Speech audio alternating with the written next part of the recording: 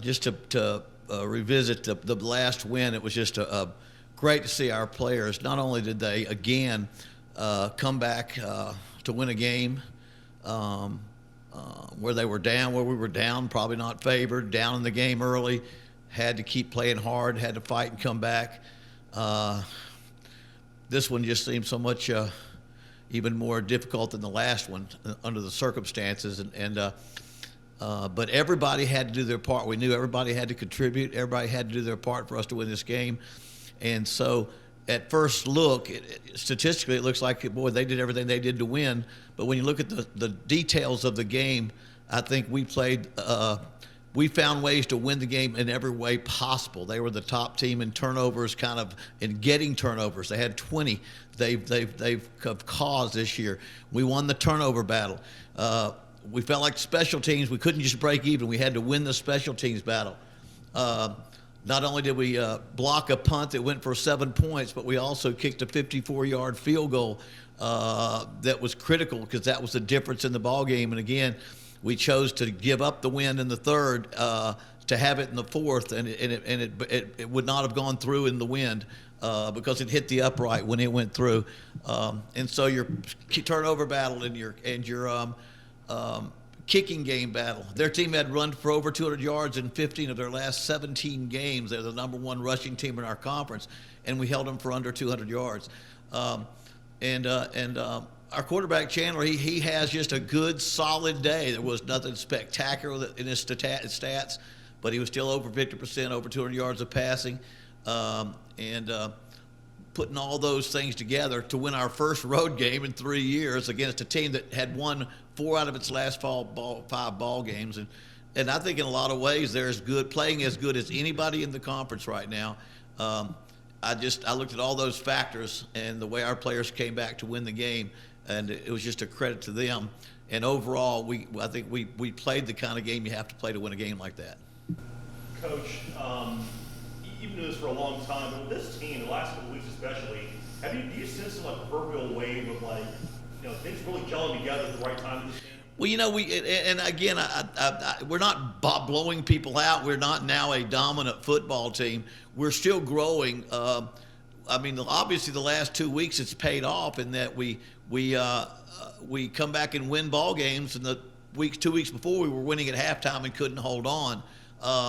And so I do think we're definitely still heading in that direction. I don't see any way this team has all of a sudden we're going to become a great team all of a sudden. I think we have ball games. We play probably the hottest team in the division this week, and you can argue for them or South Alabama with the records that they have. But this team that we're playing is a team that knows how to win football games and plays great football. So again, I'm beginning to see that I don't have any question when we go out there to play that our kids are going to play great. We're going to give anybody in our league in the Sun Belt, we're going to give them a ball game. So to that extent, I feel like we've gotten to that point. It's just that when you're playing a team that's just as good as you are, that's playing good football, and you play your very best, it just means you got to come out and make one more play than the other team. And I think so. You don't want to say that we're now ready to go run the table for the rest of the year and be ready for conference champions, but we are now not just getting to the point where we can compete with everybody, but now it's that lose close, win close. You lose big, then you lose close, then you win close, then you win big. We're still in those two middle phases, but the last 2 weeks, I just know that they need to see results. When you tell a team keep fighting, and you'll find a way to win, things will get going. You get a couple of wins like that, and then they have something they can believe in. And so from that standpoint, each week we go in there with a different mindset that we would have had after even going into Texas State. It was you're hoping you can see something like that. Well, Coach, it's not like Troy's blowing people out, but they won 7 in a row. Yeah. They get to the fourth quarter, and somehow they figure out a way to lose. Yeah, it's funny how blowing people out is defined. They've blown them out defensively. If you say, how do you blow somebody out defensively? Well, you hold them to 7 or 10, single digits. And they pretty much held everybody single digits. They've held everybody under 100 yards rushing, except except for Army, which is a complete running team. They have won the close ball games. Is the key, is that they're winning close ball games.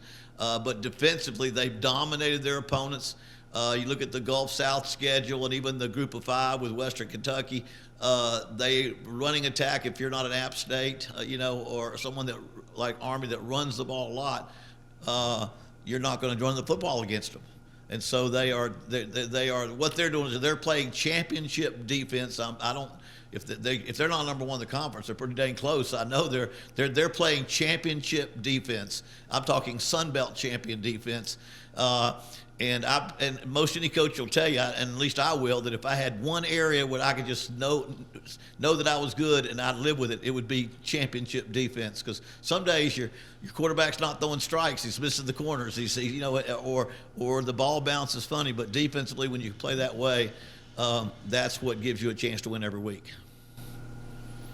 Coach, with the offense, the way it's played the last couple of weeks, Troy really only scored more than one touchdown the last 3 games. Do you sense a game where really offense is taking advantage of that championship defense, especially with Troy not really scoring as much as they have? To be honest with you, I've been so busy the first few days watching their defense. I haven't watched as much of their offense because it sticks out at you to study why they have been able to shut people down like that. But my thoughts are, and by the next day or so, I'll take a look at it, is they're offensively, they play knowing what they're doing defensively. When they are up by 7 or 10, or they're just up, they know if they can put their defense back on the field, they're going to get the ball back. And and that's kind of what we've seen out of them. They have defense has held on, and so I have done that before. When I know I have a great defense and my offense is not as good as the defense, I won't go as fast as I can. I'll go slower. I will not rush out there and get as many plays as I can get. I'll try to go a little bit slower, knowing that if we get that lead with our defense. So I think that probably is true, but again, I can't say for sure that every offense wants to score every time, but there are times when you go out there and you throw it 3 straight times or 6 straight times, or you go out there saying, you know what, we're going to have to score 40 to win the game. We're going to score 30 to win the game. And your mindset changes on offense, how you're going to approach it. And on the other hand, I think at times the other teams, when you play a team with great defense, they do the same thing. They say, okay, we're going to make sure this game stays close. We're not going to be crazy on offense and throw turnovers and all those things, and we'll try to win at the end. And every team that they beat, the other team had a chance to win at the end, but they didn't have enough because several of those games, Troy scored at the end and won the game. So taking this Carlton Marshall, he's just always around the ball. Yeah, I mean, we watched him last year just doing that. He's just a football player, the old saying, if a duck can pull a truck, hitch him up, and so they say, I think it was a walk-on to start with, but he just makes play after play. He just gets, anytime you get around the ball or you like to get to the football, you're going to be involved in tackles for losses, in fumble recoveries, in caused fumbles, all those kind of things you're going to be, will come to you if you love to get around the football. And he runs real well and loves to get around that football. And so that's why stats are so good. And so he was that way with us last year, and he'll be that way this year. He's just an outstanding football player. Coach, have you seen a player like Boogie Knight in your career? Like Boogie? You're talking about a clutch receiver that can make the big plays. It's always going to be one. And again, I'd have to go way back to think of one I've had just like him, but I don't think I've had somebody like him in all the areas where he's a positive. We're talking about not just on the field, but off the field, his off-season work habits, the leadership that he provides, just not by talking, but by his actions and discipline. I think that's been the big thing with him. And the biggest thing is now he's doing a great job now. He went through, he had a mild concussion against Texas, really struggled for 2 or 3 weeks coming through that. And now he's playing well. The difference in this year and last year is that we have some other go-to guys, that can also play, so we don't have to feature one guy. But I would think he's at the top of his game right now. Made an incredible catch on that ball game to give us a chance to score a touchdown to get into the lead. And or get into a position to get to the lead with that interception that we got for the touchdown. But I know he works harder than anybody I've ever coached in my coaching career, and you have to watch through the off season and through his preparation that he does there. perhaps it's not a swagger, but you sense anything different with the team after 2 wins like this, and you guys get out? Well, we don't practice on Monday, but the meetings, the Monday meetings were enjoyable. But I think I got a feeling that players that have been kind of banged up and weren't sure they could practice well on Tuesday or Wednesday, they find a way to get well in practice because they want to be a part of that. But I think it's definitely uplifting. Every time I say, it's my job is to deal with the morale of the team. That's usually when you're building a program and you're having to go through losses, and losses create just slump. The feelings aren't positive, the vibes aren't positive, and so you got to continually try to build. When you get wins, then that does that for you. And now you just got to let your players come together and even prepare at a greater level. Because when you do that, all of a sudden you want to come in as a group and watch video, get some pizza and watch video together. You want to watch the next game together. And so, so it's a big game for them and a big game for us, but our players know, man, if you get this one, who knows what the next one would be. So you don't have to look beyond, or you don't have to pretend that 6 games aren't a real driving force, because you can't win that with only 2 left. You got to have this one. So this one becomes critical, and this is the team. This is the team that you got to beat in the conference, really, to play for a conference championship if we were in that boat, And so, again, I've seen a lot of that with our team preparation-wise. Coach, I saw on Twitter that I think the entire Bowden family as a whole has 650 wins with your win last Saturday at Georgia State. It was the first family in football. They are already the winningest, so they just reached another plateau now. I don't know how that got first formulated, but I don't know. We look at all the brothers and fathers that have coached in football. I know back the way the press when John and I were at Auburn, and my father and I became the first Division I coaches ever to coach at the same time. That just had not happened. And then when my brother left Tulane and went to Clemson, we became the first father and son ever to coach against each other in Division I football. And then as we became a family of coaches, there are the Stoops brothers, there's the Brown brothers, Mac Brown and Watson Brown, and others that are coaching. And so somewhere along the line, they started adding them up. I think it was when my dad wouldn't retire. He's getting like close to 80 years old. He's got 377 himself. So that means with just me and Tommy had 20 each, we'd probably still be in the same boat. We'd still be. But it is. When I think back, I am awful proud to be a part of college football, and that's my heritage. That's what my father did, and added to this game. Tommy never had a losing season in all of his career at Clemson and Tulane, and then retired at 55. I've enjoyed coaching a long time as well. But we're honored to be, at least as far as a family is concerned. The credit goes to my mom, who had to sit. There were many Saturdays that she had to fight for a Auburn win over Alabama, a Florida State win over Florida, and a Clemson win over South Carolina, all in one day, just to have a good day. So if anybody's an LSU fan thinks I've got to have a good Saturday, multiply that times 3, and that's every Saturday.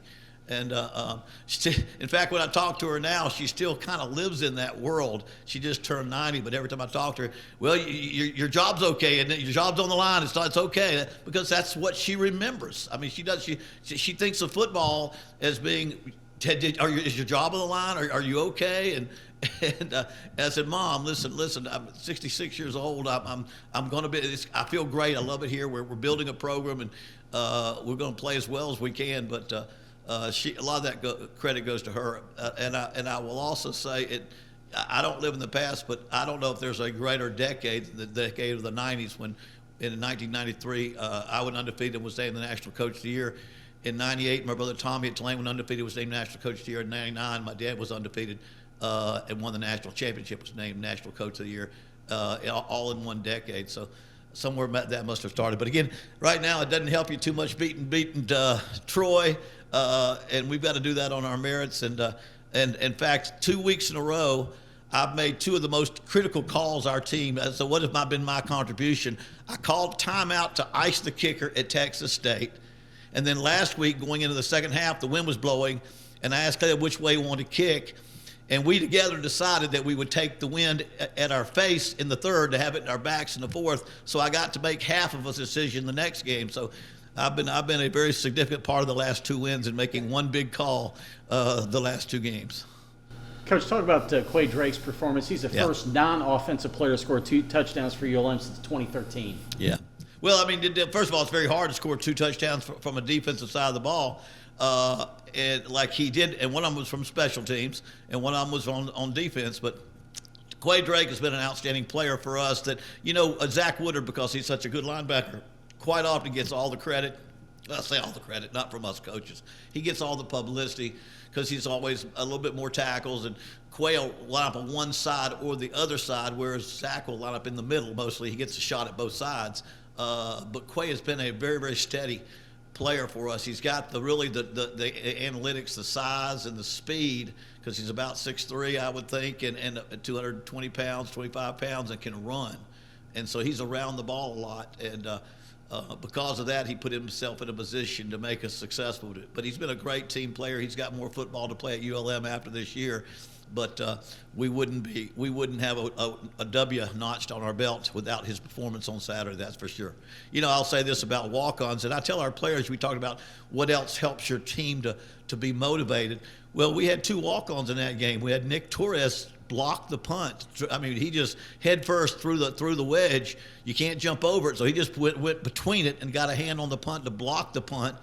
And then Mike Batten is a walk-on who had 16 tackles now, playing there for Tristan Driggers, who was injured for the game and couldn't play. Here's a walk-on going out there and getting 16 tackles. There ain't many players in their scholarship that get 16 tackles in a football game, but guys like that encourage our other guys, our backups, our young scholarship players, our walk-on players to practice hard, knowing, man, if I get a chance, maybe that can happen for me.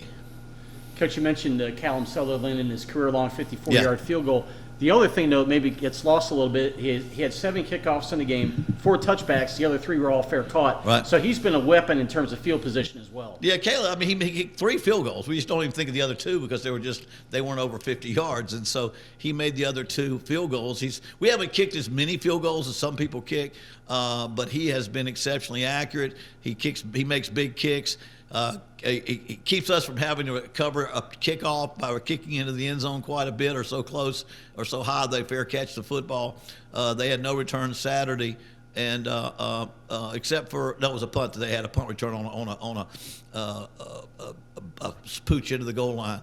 They got 10 yards on the punt return, but he's just been a steady force. He had a little bit of injury earlier in the year to his hamstring, and boy, as a kicker, that's a hard thing psychologically to deal with when you can't plant your foot or swing. And so once he got that well, you could see his confidence coming back. And the one thing we do at the end of every practice, we'll tell him to pick the distance he feels like he can make.